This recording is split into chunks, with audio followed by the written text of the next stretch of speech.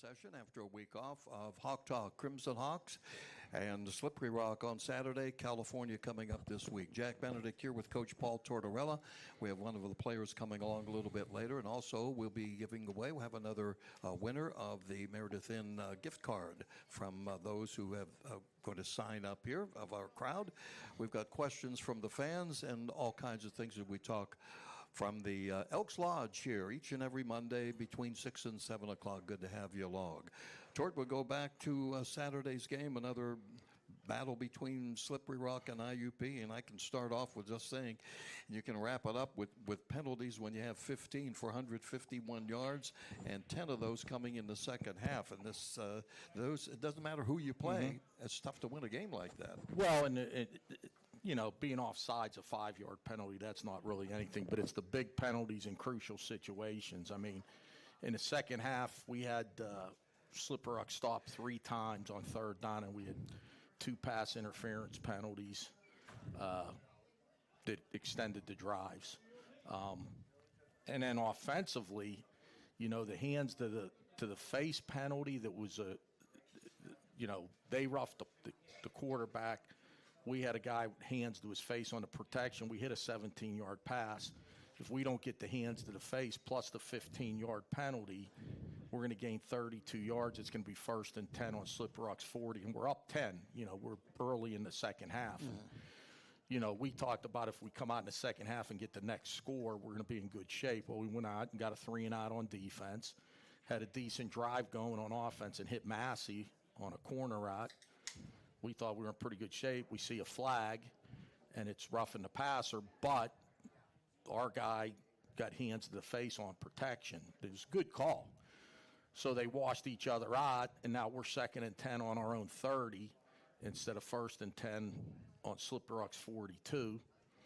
And, we end up punting there, and they go down and score, miss the extra point, and then the next play in the next series, we throw the pick. So there's a 4-minute period there with about 7 minutes to go in the third quarter till 2 minutes. 5-minute period there where we give up 13 points, and obviously hadn't scored because we had 2 series, and the penalty killed us, and the second one we threw a pick on the first play of the series. Yeah, you had to feel pretty good at halftime because you had a lead. And I looked. You had 41 plays. We were actually mad at halftime. We felt we should have been up by at least 17. The play before the half, Whitlock's wide open for a touchdown, and Matt just overthrows him, and so we have to kick a field goal. Nick kicks a 43-yarder. But we were downwind, and it just kind of got away from him, and then Whitlock made a great effort to dive and catch it. He's wide open. He beat his man. So we had to kick the field goal there. If we connect on that, I got to believe 8 out of 10 times Reevy's going to hit him, no problem, because he's wide open. We're up 24-10. And on the field goal, after we recovered the fumble on the punt, we got a guy so wide open with nobody around him, and Matt just doesn't see him. Didn't see him. So that should have been a touchdown instead of a field goal too. But you could stand there and woulda, shoulda, couldas. Second half was totally all 3 phases discombobulated. Yeah. And that's why when you get 100 yards in penalties and a half, and you only score 1 time on offense. And on defense, you can't get off the field on third down because you have 2 penalties that continue drives, but then we have them 3rd and 13, and we're in man coverage, and we let the back release to the flat, and we have a guy for him. He didn't take him, and they made the first down. When you get somebody 3rd and 13, you got to get off the field. Yeah. And that really on defense, it was the penalties. Obviously, the first play of the game, it hits, and it's a touchdown. It's a long run, but other than that run, Jordan did. He had, I think, 29 yards on 18 carries afterwards. Every time I turned around, he was losing yardage. So the run did, other than the first play, which is obviously a big play, 75-yard touchdown, he didn't really do anything. Well, I was going to ask you on that particular play. That was, their first play of the game, and it was a big hole. Yeah, well, we had a guy out of a gap, and gap that happens. I mean, we had a 26-yard run early in the game. Same thing happened to Slippery Rock. They had two guys in the same gap, and Parsons hit it for a big run. And 4, we know he's got great speed, and if he gets in the open field, he's going to be hard to catch. Mm-hmm. And that's exactly what happened. We had a guy in the backfield, get really too far into the backfield and opened up a crease, and they came in and cracked our safety, the wide out right in the hole there. Did Slippery Rock do anything No. that you were not prepared? They ran a couple trick plays where they always run them on the +20. No. I mean, their run game was fairly much the same. We knew what the quarterback, what his strengths and weaknesses were. We get 2 or 3 pass interference calls, and they're interference.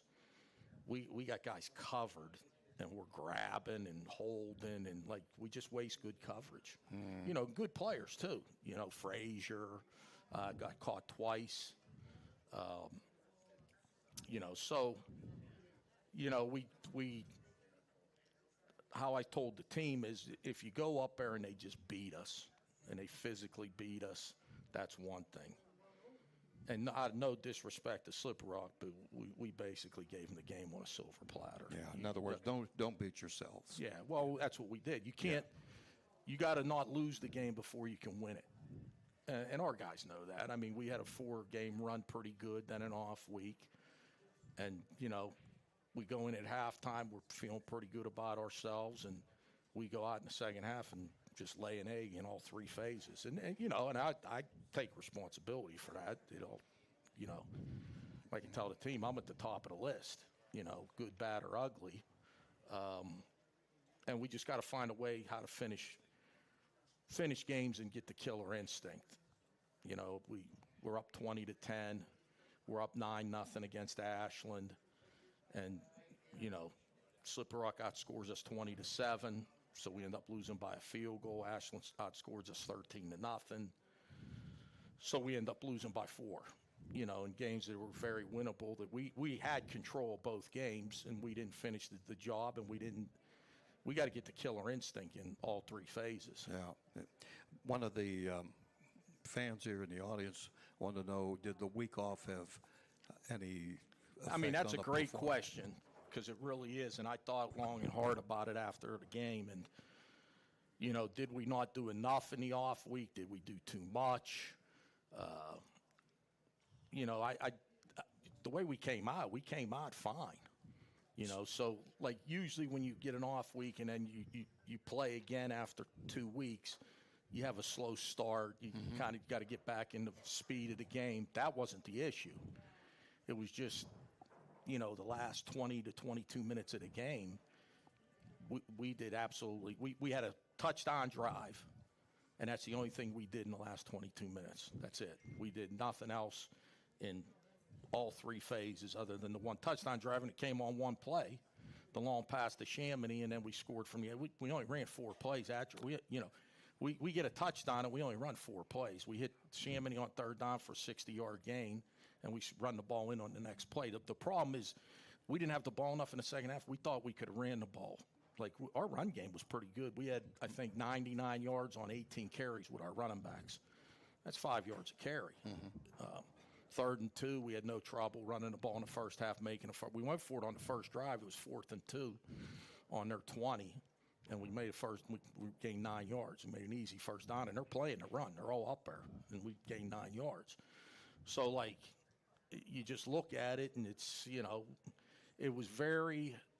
it reminded me a lot about Gannon. It reminded me of the Gannon game up there in 22, where we had control of the game, and in the second half we got a bunch of penalties and gave up a bunch of points and didn't play very good on defense.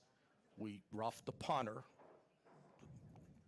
not at the end of the game, but in the 3rd quarter we had the lead up there at Gannon, and we roughed the punter and gave them another they continued to drive and took the lead. Then at the end of the game, we blocked the field goal, and it was past the line of scrimmage, and our guy jumped on the ball on our own 10-yard line. We were going to get the ball on the 30.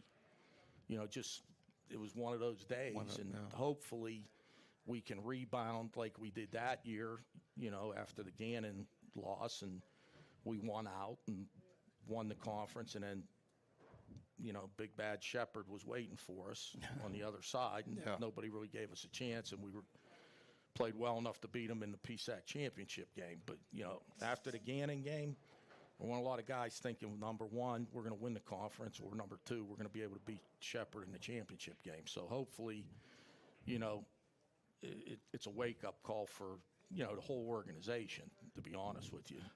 It's amazing. I look back and looking at the notes and everything else. It's not often when you're in a game and you don't have an opportunity to get the ball back. No, we get it's like you can't make up some of the things. We get 2 penalties, face masks. Right. The one's definitely a face mask. The other one, it could have maybe not been called, but I could see why they called it. And then we got him stopped on 3rd and 13, and we cut the back loose in man coverage. We're ready to sack the quarterback, and the back release is late, and our guy doesn't take him, and he just dumps it to him.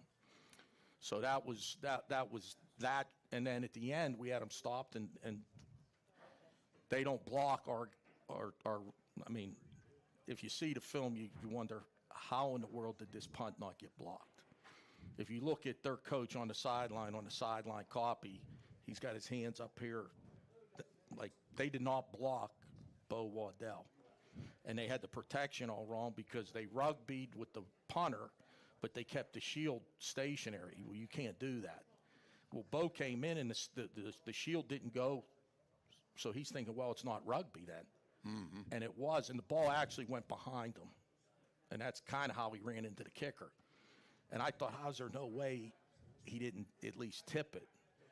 But they said there wasn't conclusive evidence to show that, and I can't see it either. Yeah, they were reviewing. But the ball actually goes behind him. Behind him. Yeah, they were trying to review it upstairs in the press box area, and said, "No, we couldn't see." No, you can't. You couldn't see anyway. No. And the kid told me he didn't. But you got to take your chance, just like they did on that one sack where I thought it was a fumble. We were getting the defense ready to go out, and Matt even said he fumbled, and they didn't overrule it. So we were getting ready to put the defense out there, and they threw the flag, and I'm sure they thought they were going to win that too. Mm-hmm. But ours was just to take a shot at that point, because at that point the game's over. The clock's going to run out. We only have one timeout left. There's 1:40, so you might as well take a shot and hope that we tipped it. And it shows that. But I knew we didn't because Waddell told me he didn't. Well, all right. Well, interesting stuff. It's behind us. We got to look forward, but we have more to talk about. We'll have a special guest coming up. One of our current players is coming up, and it's Hawk Talk. We're here at the Elks Lodge, as we do each and every Monday between 6 and 7 o'clock with Coach Tortorella. So we'll be back on U92Radio.com and Renda Digital TV right after this. For food, fun, and entertainment with a purpose, the Elks Lodge 931 in Indiana is more than a place. It's community. Become an elk. Enjoy food, fun, bowling, music events, and a banquet hall. Distinctly American, Elks are rooted in brotherly love, charity, fidelity, and justice. Annually giving tens of thousands to local charities, we give back not at the Elks, as an elk. See them at 475 South 13th Street and on Facebook today. Elks Lodge 931, where community and compassion meet. From furniture to flooring, mattresses to accessories, you'll save big at Dowd's. Dowd's showrooms are filled with furnishings from America's finest manufacturers. You can save thousands on Dowd's floor samples and receive incredible savings on custom orders. Whether you're looking to furnish one room or your entire home, right now it's all on sale at Dowd's. Drive a little, save a lot. Dowd's of Plumville and Greensburg. Doesn't your home deserve Dowd's?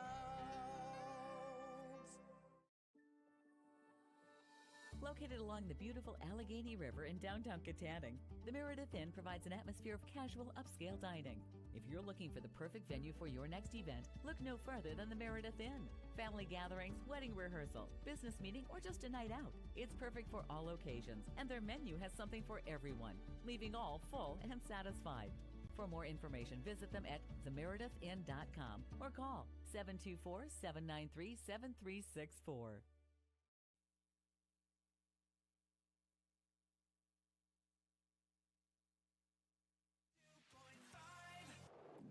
And we're back with you. Welcome back. Good to have you with us. We're coming to you live from the Elks Lodge in Indiana. Jack Benedict with Coach Paul Tortorella as we talk Crimson Hawks football after a tough loss at Slippery Rock. Coming up Saturday, by the way, the Coal Bowl, California, 2 o'clock is the kickoff. We'll talk about that. Another one of our fans had a question here. Coach, did you have the punt block on, roughing the punter? Well, we did on one side, and on the other side we had a hold up. And it just so happened the one guy that was rushing, they didn't touch him. And like it was like in 21 when we got the punt blocked against Cal late in the game in the same scenario. It's exactly the same thing. Obviously, Cal's guy blocked it, our guy missed it. And usually if you miss it, if you're that close to blocking it, if you don't block it, you're probably going to rough the punter. Like it's either you're not close, so you know, it doesn't, you're not involved in a, or if you're close enough to block it and you don't get it, you're probably going to rough the punter, and that's what happened. That's what happened. Here's one of the fans let us know here, wanted to know from you. It seemed that Reeve tried to force too many throws to Massey, even when he was double coverage. What's your assessment on that? No, a couple times when that did happen, he had a little bit of a rush, and actually we did have a couple other guys come open late. You know, he just early in the game on the go ball, it's going to be a touchdown, and it was into the wind. Maybe the wind got it. He kind of underthrew him, and the guy made the play on it. He recovered. And then the other one, you know, they get called for pass interference, but it's uncatchable, and, you know, it wasn't a very good. If Matt makes a better throw, it's going to be pass interference, you know. Yeah. So that wasn't really – and the one – route coming over the middle, he's wide open. Matt just throws it behind him. Yeah, a couple of those balls that Slippery Rock almost got were tipped too. Yeah, well, there's one he did. There's one he tried to get in there, but it wasn't Massey actually. He actually had Chamonix wide open on the over route, but he tried to throw the dig behind it to Boyd, and 34, their linebacker, read it and probably should have intercepted it. But he really should have thrown it to Connor on the over route. And I mean, there's probably 5 or 6 plays that Matt would love. I mean, he's like, he understands it, and he's, you know, he sees it, and he knows when he missed a guy and when he made a bad throw. And, you know, he'll be the first to tell you there's about 5 or 6 throws that he'd love to have back. There's a couple plays where he got guys wide open, and he doesn't see it. Didn't see him. But, you know, I mean, it's human nature. I mean, I'm glad he's our quarterback, you know. Well, Slippery Rock wanted him. Yeah. I'm sure many he others still threw for 240 yards. And, you know, I mean, it's not like, you know, we were on a good drive there at the end and we decided to punt. It was 4th and 8 on the 48. Now, if I knew we were going to get 2 personal fouls, okay, and give up a 3rd and 13 when we're out there on defense, we would have probably went for it on 4th and 8 on the 48. But it played out perfect. We punted. We got them down on the 6-yard line, and there was 8 minutes to go. And we feel we're going to get great field position. If we don't get the face mask penalty, it's going to be 3rd and 8 on their 8-yard line. If we stop on that play, they're going to punt. And at that point, you know, they're going to punt into the wind. So we're probably going to get the ball 1st and 10 on their side of the 50. But we got 2 face mask penalties, and that whole thing just got abolished when that happened. That's a rarity in itself. Yeah, because on consecutive plays. Consecutive plays, right. 30 yards. And then the unfortunate thing is never got the ball back. Well, and the other thing that hurt was on both on their sideline. So you're probably going to, you know, if there was any chance of them not calling it, it would be on your sideline. That's just the way it is. It's like that in professional football. It's like that in Power 5 football. Some teams even go to the point where they'll run a punt return to their sideline because they'll think they'll have less of a chance of getting called for a penalty. They'll get the advantage. Yeah. Yeah. Now, we don't go that far, but yeah, they were both penalties. Something like it's as simple as it gets. Simple, yeah. Here's another one. One of the fans. What can you do to reduce the penalties? Well, you want to be right. We're telling them to go get them. We're telling them to get penalties. That's what we're doing. Yeah, okay. You can keep talking about it. You can keep practicing tackling. You keep practicing your pass blocking where you're not putting your hands in the guy's face. You're putting them on his chest. Most of the penalties, like everybody, and I'm kind of a guy that says it too, when you get that many penalties, you're an undisciplined team. That's true to a certain point, but most of our penalties were bad technique. The coverage, the PI penalties, it's just all bad technique. The guy's covered pretty well, and we're putting our hands all over the guy. We're grabbing and holding when you don't have to. You waste good coverage. That's not really undisciplined. That's just using bad technique. When we get hands to the face on a pass blocking, I don't think it's undisciplined. I think our guy puts his hands, instead of in the chest, he's too high. He doesn't have a good base, and instead of punching the guy's chest, he gets it high and he punches the mask. And it was. I mean, it was. He hit the guy. He didn't grab. He didn't put it up underneath. He punched, and he hit the guy's face mask, and his helmet blew off. Like the whole helmet came off. So it was so obvious. Yeah. And then they roughed our quarterback. So it was a wash, but we had a 22-yard gain with Massey, and plus the roughing the passer, it's going to be a 37-yard gain. Yeah. So the bottom line is you're not going to beat anybody, okay, any good, especially on the road, if you get more than 75 yards in penalties. We got more than 75 yards in penalties in the second half. Yeah. You know, between the PIs, the face mask, you know, in the first half we had 35 yards in penalties, I think. 5-yard offsides penalties aren't going to kill you. You know, we got called for a 15-yard penalty trying to block an extra point. Our guy leaped and jumped and kind of put his hands on a guy, and you can't do that. But it really, that's a 15-yard penalty that meant nothing. All they did was kick off from the 50, and they kicked it out of the end zone. So it was a wash. Yeah, 10 of those penalties. Well, second especially half. when you do it on third down and you got them stopped. You know, Exactly. You can't, like, every pass interference calls on third down, and we got them stopped. And they are interference. And the two that we played pretty well, again, for some reason, are on their sideline, and we play them great, and they don't call it. You know, so if you play it right, they're not going to call it. And we harp about it. We put boxing gloves on our guys. You've been there in practice. We got boxing gloves on the DB so they don't grab. You know, I mean, you work drills. Smitty's down there working drills. He makes them put hands behind their back. You know, it's bad technique. Yeah. Here's one here. Let's on the positive side. What players graded well for you? Well, Chamonix played very well. Banks had probably his best game at running back. Mekhi Johnson played a really good game. We had a couple Don guys on defense play well. Obviously, on the perimeter, we weren't good enough defensively. But I'd say offensively, Chamonix gave us, you know, a big lift when they were tilting their coverage to Massey. We hit them with the big pass down the middle. We hit them on a deep override for a big play. And then, you know, Banks probably had his best game running the football. I mean, he did a good job blocking also. So that was a positive. He's now in his 6th game with us. And Yeah, you can tell he's coming along. He ran the ball very hard. One of the short yardages, there was not much there, and he ended up gaining 6 yards on 3rd and 2 and wasn't really blocked great. So I'd say those two guys on offense and Mekhi Johnson on defense, and Terrell Williams played a pretty good game. They did not, I mean, our front did not play bad. You know, if you'd have said to me, other than the one long run, Jordan's going to get 29 yards on 17 carries, I'd say I'll take that in a heartbeat, you know. But a couple times we got blitzes on, and we're going to sack them, and we don't keep leverage, you know. We just stay outside and contain.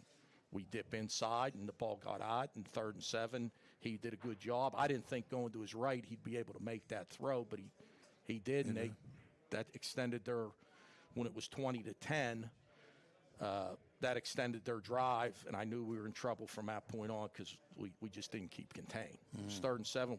We're going to sack him. Linebacker's free up the pipe, and he bounces outside because our end came under, and he should have stayed up the field, obviously. You mentioned Terrell Williams. He was shaken up in the game, Yeah, came back in. he's fine. He's okay. Yeah. Who else was it? The only Noah guy Vaughn? the only guy he's fine. The only guy that's questionable. Well, they all should be ready, to be honest. Everybody got hurt in the game should be ready for Cal. Okay. And you were almost at full strength, 95% anyway. Yeah. Okay, we're going to be back, and we'll go to, I guess, the third quarter, maybe we call it, and we will be talking with one of the IUP current players who's having a good sophomore year. And we're back with Coach Tortorella. We're coming to you live from the Elks Lodge on U92Radio.com and Renda Digital TV. Be right back. 1936, Walker Motor Company in downtown Katanning has served Western Pennsylvania with its no-pressure, no-hassle environment, bringing the kind of family-owned and oriented dealer experience that everyone wants when it comes time to purchase a new or used vehicle. Whether you are looking for a new GMC, pre-owned vehicle, service, or collision repair, come on over to Walker Motors and see why they've been voted #1 for 8 straight years. Visit them at walker-motor.com. Show your IUP spirit and get your hawk on with help from the Co-op Store, your one-stop location for all your IUP swag and apparel. Check out Norm's Bargain area for $25 fleeces and hoodies. Logo tees only $9.99. The Co-op Store is also the alumni headquarters. IUP is always in your heart, so put something on your front and back that shows that alumni spirit. IUP logoed water bottles, coffee mugs, spirit items for your dorm or man cave. And don't forget the Oak Grove collection. Get your hawk on at the Co-op Store or find them online at IUPstore.com. Looking for food, fun, and entertainment with a purpose? The Elks Lodge 931 in Indiana is more than a place. It's community. Become an Elk. Enjoy food, fun, bowling, music events, and a banquet hall. Distinctly American, Elks are rooted in brotherly love, charity, fidelity, and justice. Annually giving tens of thousands to local charities. We give back not at the Elks, as an Elk. See them at 475 South 13th Street and on Facebook today. Elks Lodge 931, where community and compassion meet.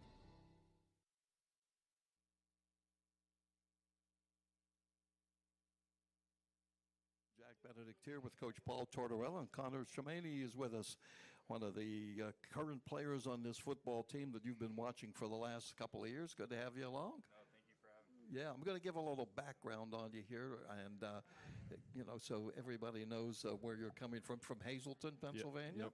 Yeah. Okay. Here's a young man. He's a redshirt sophomore, by the way. All-state wide receiver in high school. Was a two-time first-team all-conference, all-area, and selected to the Unico All-Star team. I'm not familiar. What is that? It's like in the Wyoming Valley Conference, we have 2 different divisions, and they basically take all of the best players, put them on 2 different teams, and then you play like just an all-star game. So it's similar in your particular area to almost like the Big 33. Yeah, pretty way. much. Yeah. Okay, that's an accomplishment in itself. You played 9 games last year, 8 receptions, 97 yards, and you posted 20-plus reception yards in 4 separate games. These things are all coming about. And, of course, you came as a wide receiver, and now you're the tight end. Now, we can get to Coach too, but when did that come about? How did all that transpire? Coach came to me in the spring and was kind of like, I think you would be a great addition at tight end. You know, you can move well, especially at H-back, kind of call it like an H-back tight end. But he just said, I think you'd be a great addition for the team and help us out tremendously in the perimeter and blocking, because you get the best of both worlds. So, but yeah, it's all because of him.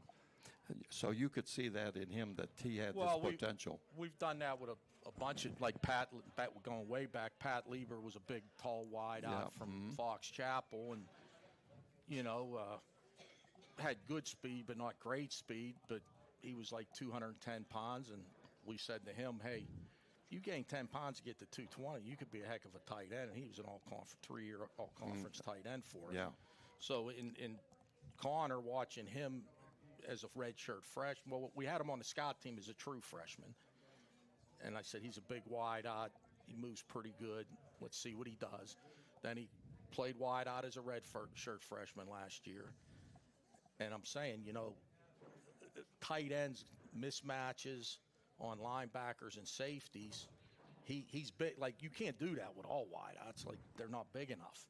So he was at like 210, and I said, if you gain 10 pounds and get to 220, that, like, we don't need to bring you in there like Darnell Washington for the Steelers that weighs 300 pounds.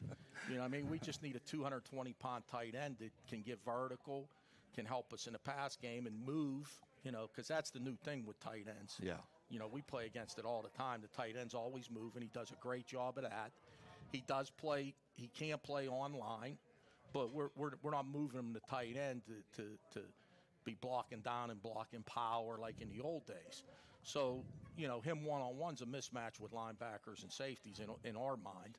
So it was like a no-brainer. No-brainer, yeah. I don't know how many of you fans saw the game, or maybe you're still watching the video, but this guy had a tremendous catch. I got to tell you, I don't know how it ended up to be a 65-yard pass play, but you're in the midst. Describe it for us. You were in like 2-3 defenders were there. Yeah, we were talking about it at halftime, and they were kind of giving us like a man-to-man look, you know, rotating safeties around, and Coach Signetti said, you know, to throw that.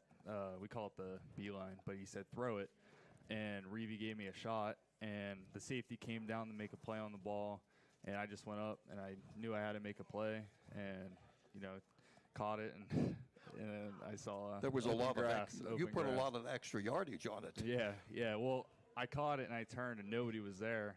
So, I mean, yeah, I saw open grass and took it. Yeah, well, that took it, I think, down to the 8-yard line. That eventually Leon Parsons scores. So, you know, tremendous play that worked. Yep. And I know that you have, in your young career yet, one touchdown that came at Seton Hill. Describe that one for those of us that can't put it in perspective. It definitely felt awesome. You know, you put a lot of hard work, especially moving from receiver to tight end. There's a big difference, but Coach Signetti drew it up perfectly. We got a man-to-man look, and then Zach Boyd gave me a good rubbed right off him, went up and got the ball. Reevy gave me a great ball as well in the back corner. Well, you know, coaches mentioned it before, pretty deep at the wideout / H-back tight end spots this year. Why did you know, coming out of high school, you're a star wideout. Why did you choose IUP? I chose IUP because the culture. I mean, I automatically felt, you know, that culture, especially on my visit, but also when Coach Bryce came in to recruit me. He just had a different tone about him. He gave me a talk that I haven't heard before, and, you know, he's brutally honest, and that's kind of what I wanted to hear out of a coach, because it meant more than, you know, maybe some of the other coaches that give you the same talk over and over again. But he was brutally honest, and then I took my visit, and I loved every part of it. You could feel the family culture around the team, and it's a winning program, the winning tradition, and that's ultimately why I chose IUP. Well, what's a good follow-up to that? When you mentioned family, you got a local guy in Coach Bryce. I mean, he grew up here. Yeah. So what he's telling you is he's lived through it. Right. You kind of got that from him. Right. Yeah, and I mean, he even said that himself. So obviously, if he's saying it, it has to be true. And he absolutely was 100% true with it. When you make the transition from one position to another, like in your case, what's the most difficult adjustment to be made? I mean, I think it was just getting my hand in the dirt. I've never really done that before, but I think our coaches put me in a great situation to, especially during fall camp, to kind of get used to it in a way. By week one, I felt, you know, pretty used to it. And then, you know, just keep getting better every single week, feeling more comfortable with the position.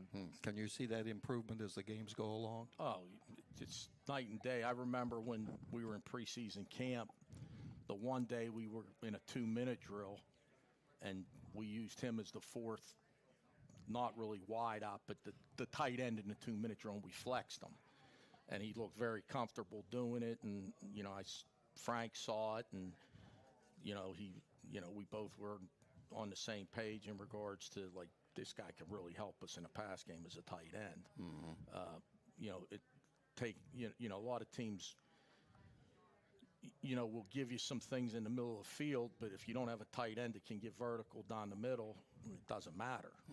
You know, so like the issue is you double a Massey or a Whitlock and you get him one-on-one, you know, he can beat you vertical down the middle of the field, especially with a linebacker on him. So it worked out, and he he's the one thing, knock on wood, he's always available in regards to, availability is the best ability. If you're injured and hurt, you can't get better. Well, since preseason camp, he hasn't missed a day of practice. He's played in every game. He helps us on special teams. He's a valuable part of the offense now, especially in the pass game, and he can move around. Yeah. And he's smart. That's the other thing. Like, if you're not very smart, which way am I going in motion? He has a bunch of different motions that he does. Mm-hmm. Like Saturday, he had a motion, put him in a great position to throw a block, gave him great leverage, and he threw a great block on a swing pass to Parsons. Matter of fact, it was the first play of the game. Mm-hmm. Oh, yeah. He went for 25 yards. Mm-hmm. Well, he was part of that. He motioned over, and he blocked the force player, and he had a great angle on him, and Parsons read off it, and we were on the perimeter, and, it was a 25-yard gain, and we actually threw the ball behind the line of scrimmage. It should be an advantage for you, too, with the wideouts that we have. Plus, you have that young guy named Coleman, who's kind of a secret weapon in some circles. So that's going to maybe help open you up for certain situations. Oh, absolutely. I mean, like Coach was just saying, if teams want to double Massey or double Whitlock, or, that kind of gets me open. But, teams are going to have to kind of value every position, the tight end, all our receivers, and it's going to be hard. It's going to be hard to cover. Now, you've played against, of course, in your time here, against Slippery Rock and Cal. Cal's coming up, just played Slippery. Within you or the players themselves, can you see more of an intensity during the week with these? Although you try to keep it on a level, I know, of the next game to be played, but these teams have been playing for so many years. Right. And rivalry situations. Can you see that it's turned up a little bit? Oh, absolutely. We know what week it is. Like, we try to keep it, the next game is the most important game, but we knew Slippery Rock, and we know we have Cal this week, and we got to try to make it like a normal week, but at the end of the day, we know what we have to do and who we're playing. Yeah. I think, I think that was the 99th meeting overall. The Slippery Rock records go back about 20 years before IUPs do. What's your major? Criminology. Okay. And was that another point that maybe you wanted to come here? Yeah. Coach Bryce, when he actually came in to see me, he was talking about our criminology program and how it's actually one of the best around. And I did some research, and obviously my mom did as well. And it's true. It was one of the best programs around for that major, and I always had an interest in it, and it just worked out perfectly. Have you had any family members that have come to IUP, or how were you familiar with IUP before you were approached? I was familiar with IUP because, obviously, of their winning tradition. I've known the PSAC for a while, but I've never had a family member that has been to IUP, but I've always known of IUP. You were aware of it? Yeah. Had you ever seen a conference game before? Like, of course, you were busy when you were playing high school ball. I don't think I've seen so? IUP play, but obviously when you check the scores and stuff, you see IUP, especially in 2022, winning the PSAC. Everybody saw that. So yeah, well, it's been great watching you, and you've got a long way to go now. We've got 4 big games coming up, one at a time. California first. Yep. Crazy game the other day. You just never know what's going to happen. Yep. So the mental part of this game, I think maybe sometimes by fans is overlooked. They think, big, brutal football players. Right. That's not really the case, is it? You have to have pretty good smarts too. Definitely. You have to be a great football player. You got to be physical, but you got to be smart. Smart player is a better player, and I think the mental part of the game is a huge part that people miss. And overall, I think everybody does a pretty good job on our team with the mental aspect of it. I think our entire offense, defense, special teams, I think we're very smart football players. I got to ask you this. It's called the Coal Bowl. Are you aware of what it's all about?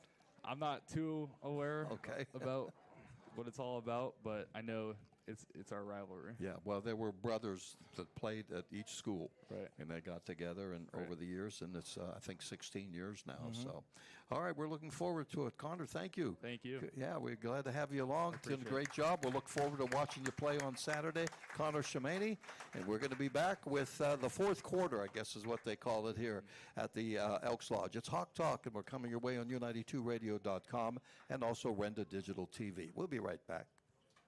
Furniture to flooring, mattresses to accessories, you'll save big at Dowd's. Dowd's showrooms are filled with furnishings from America's finest manufacturers. You can save thousands on Dowd's floor samples and receive incredible savings on custom orders. Whether you're looking to furnish one room or your entire home, right now it's all on sale at Dowd's. Drive a little, save a lot. Dowd's of Plumville and Greensburg. Doesn't your home deserve Dowd's?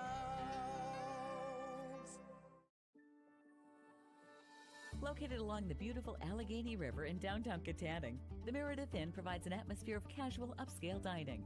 If you're looking for the perfect venue for your next event, look no further than the Meredith Inn. Family gatherings, wedding rehearsal, business meeting, or just a night out. It's perfect for all occasions, and their menu has something for everyone, leaving all full and satisfied. For more information, visit them at themeredithinn.com or call 724-793-7364.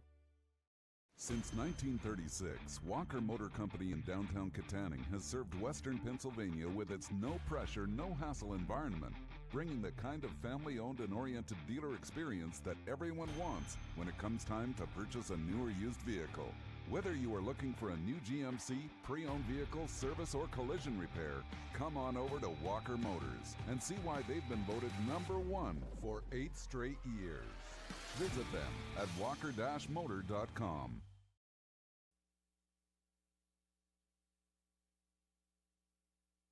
And we're back with the last segment here of Hawk Talk. Jack Benedict with Coach Paul Tortorella, of course, each and every week. One of our sponsors, you just heard about our sponsors there, is the Meredith Inn in Katanning. We have Connor, in fact, picked a winner here of a gift certificate, gift card to the Meredith Inn. And the winner is, we should have a drum roll, for Jack Frank. Now I got to tell you, For his birthday, that makes us a pair of Jacks, okay? I got to tell you that he had a birthday last Friday. We won't reveal the numbers, but in any event, if there's an event, Mr. Frank is there. He's quite a guy, and you know this is what fans are all about. taking his hat off. Coach, you know they come. He comes to practice. He goes to parades. You know the whole thing. So we're so glad that he came in and signed up. Congratulations. All right. Well, it's good to have good fans, and we have a lot of good ones. Mm-hmm. Yeah. Let me go to another question here from one of the fans. Let's see. Could you have put a spy on Owens in the second half to slow him down a little bit? Well, you're busy trying to stop the run. I mean, he really hurt us on the one run on sudden change right after the interception.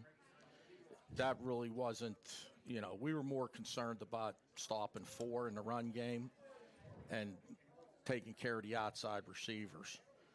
Like a couple times he ran and he went down. Like, he doesn't really want to run. They ran a speed option and they caught us in a bad defense and it creased, and that's how they scored right after the interception. So and he's a good athlete, but at the end of the day, he hurt us throwing the ball more than he did running it. Mm-hmm. Yeah, we're going to see again back-to-back left-handers. Right, very similar. Young guys that very talented and athletic. Yeah, they're very similar. This is California came back. It was unbelievable. We were watching the game on the way back. Our driver wasn't, but I was. And in any event, it looked like they were lost to Clarion. They come back. They get I think it was a 63-yard pass play. And it wasn't a Hail Mary. There were a lot of defenders there. But to their credit, they won. They are using Faden Hill, who as we mentioned, is a lefty. Now, he was not the starter early in the year. This is similar to some of these other teams we've seen. Well, it's just like Slippery Rock. They had a transfer starter, and they have a young guy, and, you know, they made the move, and they're going with the young quarterbacks like Slippery Rock did. Yeah. Do you expect them, in fact, one of the questions here, do you expect Cal to come out throwing? Well, you know, now that this guy's playing a little, you know, he's got 2 or 3 games under his belt. Yeah, they've got good receivers. They got a 6'3" wideout that's pretty good now.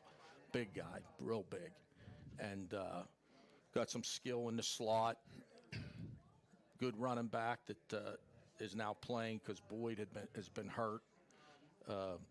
Ankinor, I think his name is, but and he's a big body. He's over 200 pounds. So, you know, they do a great job offensively scheming. You know, Gary and Coach Salisbury that run their offense. They're really good at, you know, scheming against any defense. They're really good. One of the things that I did notice, I think they have 9 interceptions, and one guy has 4. Mm-hmm. On defense, on defense. And Charney is probably the guy that has 4. He's number 3. He's a good player. Plays safety, bigger safety. He had an interception return for a touchdown against Slippery Rock.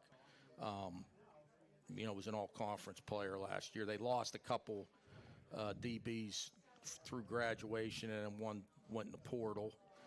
Their front, they had a really good front the last couple years with their down guys on defense and at linebacker, and those guys finally are done. Mm-hmm. You know, it seemed like they were there forever. So they've got some newer guys on defense, but we're now in our 7th game of the year, so they're really not new anymore. And they do a really good job on defense also. They used to be a big blitz pressure team, and they're not doing it as much. And maybe it's because, you know, the youth and the newer players that they have. They're playing a lot of different fronts and some different schemes, but don't seem to be blitzing and pressuring as much as they have in the past. There have been a lot of unusual things happening in the conference with conference games. For instance, of course, IUP still has a 1-game lead. We were looking, Clarion's quarterback. He got severely injured, we thought, 3 weeks ago. He plays against Cal. He throws for 400 yards, Gercio. And so the vision is really, really, maybe as competitive as we've seen in a long time. Oh, yeah. Would you agree? I mean, I thought they said he had a broken collarbone. That's so, what I heard. I find it hard to believe that he had a broken collarbone and came back 3 weeks later. But, you know, when you have a good quarterback, it upgrades your team. Okay, if you're a 3-star team and you got a great quarterback, you're really a 4-star team.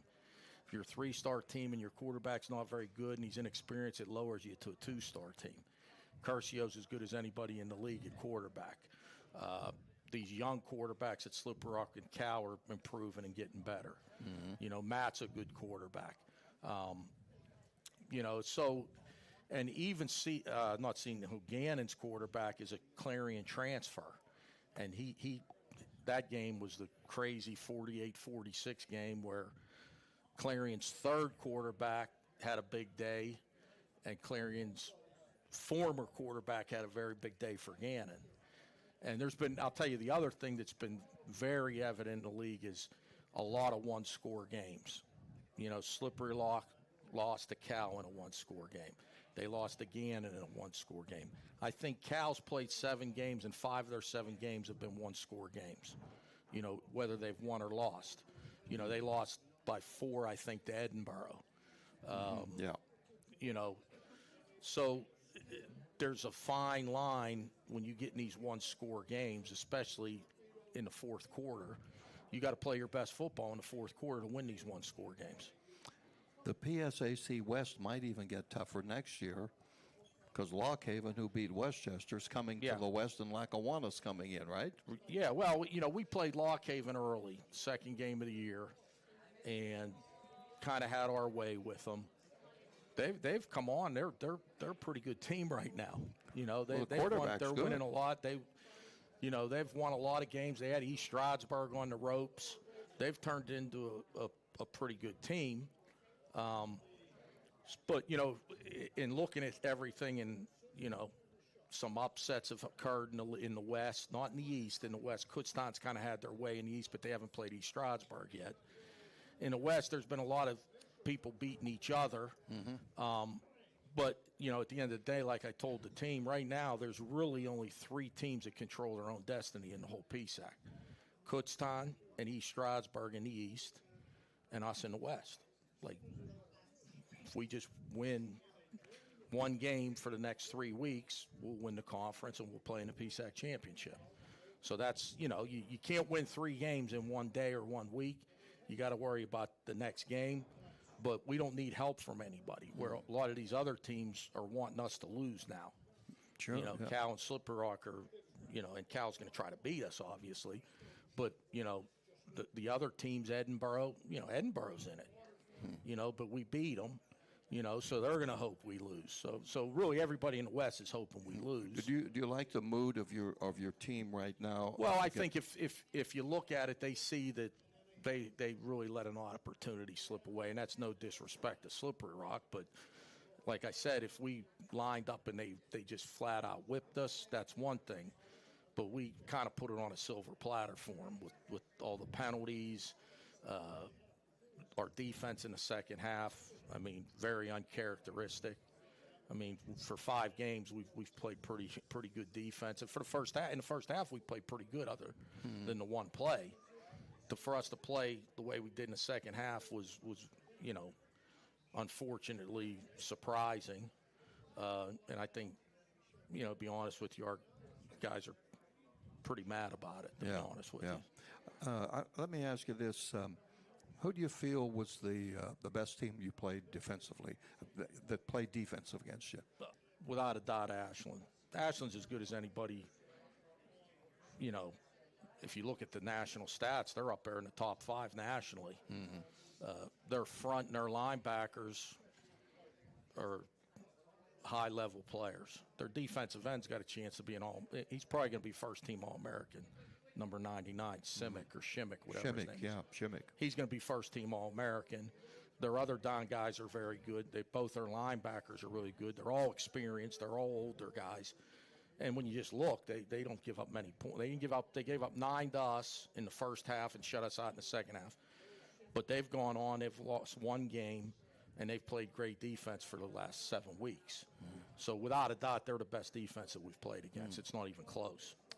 I think you've thought all along that this team that you have has good veteran leadership. Would you agree on that? Yeah, we're older. Yeah. We're experienced. That's what the surprising thing is about the second half of the Slippery Rock game. But then again, in 22, we had an older team, and the same thing happened up at Gannon, to that team. I mean, we were even more experienced with that team. We only had 1 transfer. In the quarterback, obviously. Everybody else were 5th and 6th year seniors that started in our program when they were true freshmen. And we kind of did the same thing up there in 22. And at the end of the day, after it was all said and done, we said that was the best thing that ever happened to that team. Because then we kind of had the wake-up call and made the run and beat Shepherd in the PSAC championship game. And then we were the first seed in the region after we beat them. And you'd have never thought, if I'd have told you when we left Gannon that day that we were going to win the PSAC, win the region, be the number 1 seed in the region, get a bye in the first week, beat Ashland in the first round and play Shepherd again, you'd have thought, like, there's something definitely wrong with this guy. But that's how it works. You just got to, some of the great coaches, one of the things that they all kind of say is you learn a lot more from a loss than you do from a win. Yeah. And if you don't, then you're going to lose again. So that's kind of, the way we're looking at it. Yeah. One other thing before we go. Would you continue your approach as far as recruiting players? Some of the teams like to go heavily on transfers. Sure. And we're kind of like in between. IUP is, I guess. Yeah, we're more. Maybe on the lesser side. Yeah, well, yeah. I think if you look at how many guys we have on our team that we have out of the portal, I will guarantee it's less than any. I'll guarantee it's way less than anybody in our league. Yeah. You know, we'd rather recruit guys, develop them, so we're not changing our team every year. Now, when we're in a position where we need immediate help, then that's a different story. Yeah. But we're not, you know, going out and bringing in. You know, I think we brought 5 guys in from the portal total. Mekhi Johnson's been a great addition at Star. Awu at strong safety, obviously Reevy and Whitlock. You know, we'd rather do it like with Coleman. He's a true freshman wide that's going to be a great player. Well, you got to develop them, and so forth. Well, so this was a good freshman class. it's a good class. We're getting a red shirt, most of them. But, you know, when you have 18 seniors like we have right now, there may be some spots that you're going to need immediate help with, and that's when you look for the right guy. You know, I listen to Kurt a lot, how he talks about his approach, you know, in the transfer portal with Indiana, and I kind of agree in regards to we don't want football cards. Like, we want productive players that fit what we do. You know, I see a lot of football cards on other teams that aren't even playing. You know, they were at this place and that place, and they did this and they did that, and now they get to schools in the PSAC and they're not even playing. You know, like I think if you looked at our success rate on portal quarterbacks and portal transfers, it's probably pretty good. Yeah, it's very good. Hey, we're out of time, folks. Thanks, Coach. Appreciate it a lot. Have a good practice week. California, 2 o'clock kickoff. We'll be on the radio at 1:30, and we hope to see you there for the Coal Bowl. Thanks to Connor Shemani, Coach Tortorella, Jack Benedict. Have a Major League night coming to you from the Elks Lodge. See you next time. IUP Spirit and get your hawk on with help from the Co-op Store, your one-stop location for all your IUP swag and apparel. Check out Norm's Bargain area for $25 fleeces and hoodies. Logo tees only $9.99. The Co-op Store is also the alumni headquarters. IUP is always in your heart, so put something on your front and back that shows that alumni spirit. IUP logoed water bottles, coffee mugs, spirit items for your dorm or man cave. And don't forget the Oak Grove collection. Get your hawk on at the Co-op Store or find them online at IUPstore.com.